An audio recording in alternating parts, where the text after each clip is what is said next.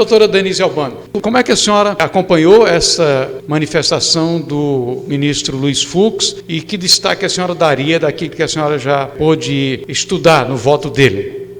Trazendo a debate exatamente o voto do ministro Luiz Fux. É o magistrado mais longevo, com maior percurso na magistratura, egresso do STJ, e que deu um voto claramente técnico. Eu, como uma velha professora de direito penal, processual penal, vi ali o básico do direito penal, exatamente mostrando o que é a fase de cogitação, de preparação, quando se imagina praticar um ilícito, mas que o direito penal não pune. O que fica no campo da mera especulação, ou mesmo os chamados atos preparatórios, só pune a partir do início da execução. E aí vai responder por consumação ou tentativa. E o que se viu, se houve o propósito de algumas medidas excepcionais, foi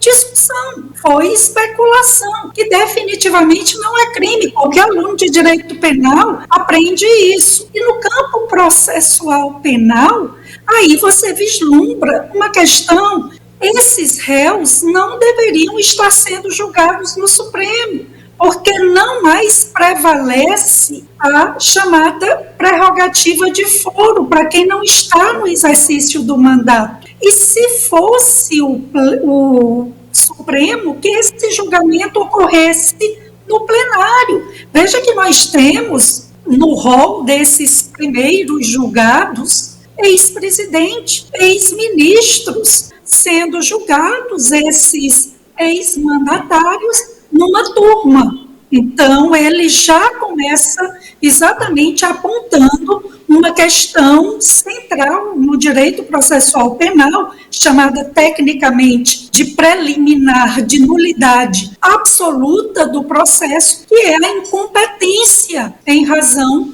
do foro que está a julgar. Então, ele bateu muito nessa tecla. Outra questão que claramente se vislumbrou foi o ministro Fux procurando fazer uma clara individualização das condutas. Muito se diz que ele entrou em contradição. Votou pela condenação da Débora, a moça do batom, e agora vota pela absolvição de quase todos os réus denunciados nessa primeira leva, no chamado núcleo duro ou político da chamada tentativa de golpe. E aí, ele, lá no caso de Débora e outros, ele já questionava, suscitava essa questão da incompetência do Supremo. E no caso da Débora, ele e outros votaram não por tentativa de golpe, não por participar de organização criminosa armada com batom, com bola de gude, mas sim por dano ao patrimônio público. Não há propriamente nenhuma aí contradição, como se vê aí militantes da esquerda explorando, e aí há outras questões que ele apontou.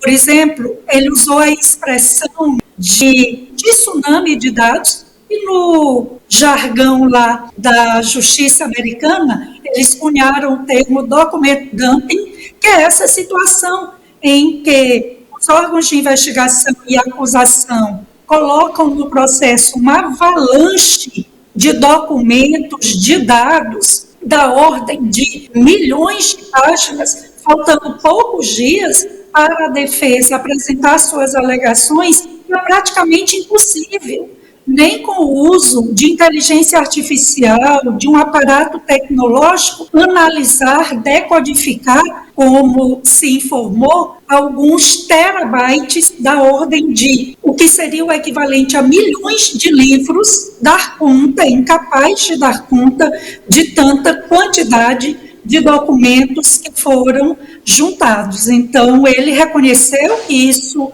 prejudica o exercício da ampla defesa, o pleno exercício do direito ao contraditório, que estão na essência do que vem a ser um julgamento legítimo, e outras questões exatamente a carência de provas, a ausência de individualização de condutas. Observem também a fala, a postura física. Claramente estava ali um juiz a prolatar, a pronunciar seu voto. Voz firme, mas serena, sem uso exagerado de adjetivações, sem apelo a ironias, sem aquela voz, não é, quase gritando em tom excessivamente assim raivoso, e o que se viu foi o trabalho de um juiz. Mas a gente até se surpreende diante de um juiz, de um magistrado, atuando como magistrado e pronunciando seu voto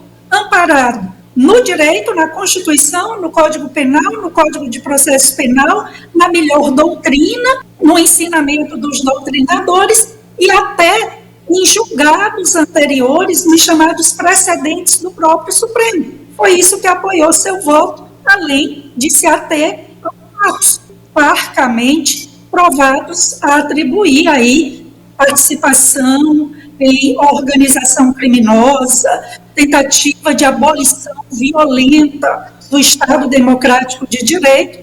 É isso. Fux demoliu a acusação e destruiu aí o voto do relator.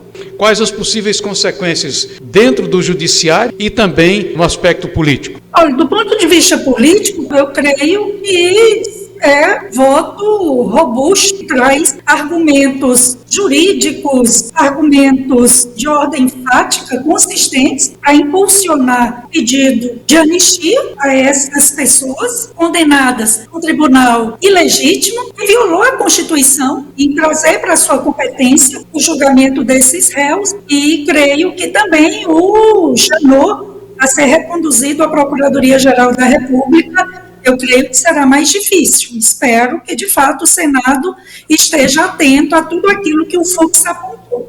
Do ponto de vista jurídico, aí, de fato, a jurisprudência do Supremo mais recente, de maneira bem, aí, cada vez mais errática, não é? Muda toda hora, mas a mais recente jurisprudência do Supremo é no sentido de caber embargos infringentes, que é uma espécie de recurso para o pleno, para o plenário de 11 ministros, só caberia em caso de 2 votos divergentes.